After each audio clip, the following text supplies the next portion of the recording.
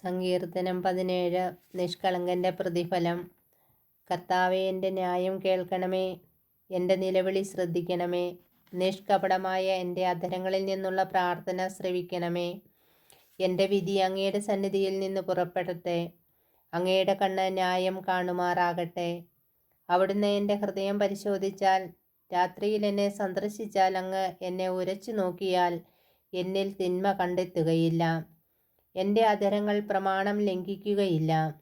മറ്റുള്ളവർ ചെയ്യുന്നത് പോലെ ഞാൻ തിന്മ പ്രവർത്തിച്ചിട്ടില്ല.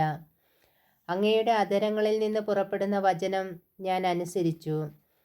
അക്രമികളുടെ പാതയിൽ നിന്ന് ഞാൻ ഒഴിഞ്ഞു നിന്നു. എൻ്റെ കാലടികൾ അങ്ങയുടെ പാതയിൽ തന്നെ പതിഞ്ഞു. എൻ്റെ പാദങ്ങൾ വഴുതിയില്ല. ഞാൻ അങ്ങയെ വിളിച്ചപേക്ഷിക്കുന്നു. ദൈവമേ, അങ്ങ് എനിക്ക് ഉത്തരമരുളും. അങ്ങ് ചെവി ചായിച്ച എൻ്റെ വാക്കുകൾ ശ്രവിക്കണമേ.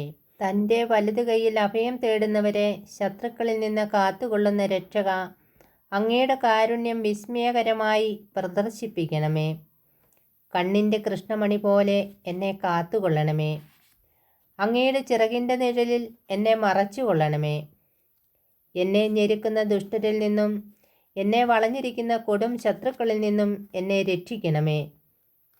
അവരുടെ ഹൃദയത്തിൽ അനുകമ്പയില്ല. അവരുടെ അധരങ്ങൾ വൻപു പറയുന്നു. അവർ എന്നെ അനുധാവനം ചെയ്യുന്നു. ഇതാ, എന്നെ വളഞ്ഞു കഴിഞ്ഞു. എന്നെ നിലം പതിപ്പിക്കാൻ അവർ എൻ്റെ മേൽ കണ്ണുവെച്ചിരിക്കുന്നു. കടിച്ചു ചീന്താൻ വെമ്പുന്ന സിംഹത്തെ പോലെയാണവർ. പതിയിരിക്കുന്ന യുവസിംഹത്തെപ്പോലെ തന്നെ. കർത്താവേ, എഴുന്നേറ്റ് അവരെ എതിർത്ത് തോൽപ്പിക്കണമേ. അങ്ങയുടെ വാൾ നീചനിൽ നിന്ന് എന്നെ രക്ഷിക്കട്ടെ. ഇഹലോക ജീവിതം മാത്രം ഓഹരിയായി കരുതുന്ന മർത്യരിൽ നിന്ന് അങ്ങയുടെ കരം എന്നെ രക്ഷിക്കട്ടെ. അങ്ങ് അവർക്ക് വേണ്ടി ഒരുക്കിയിരിക്കുന്നവ കൊണ്ട് അവരുടെ വയർ നിറയട്ടെ.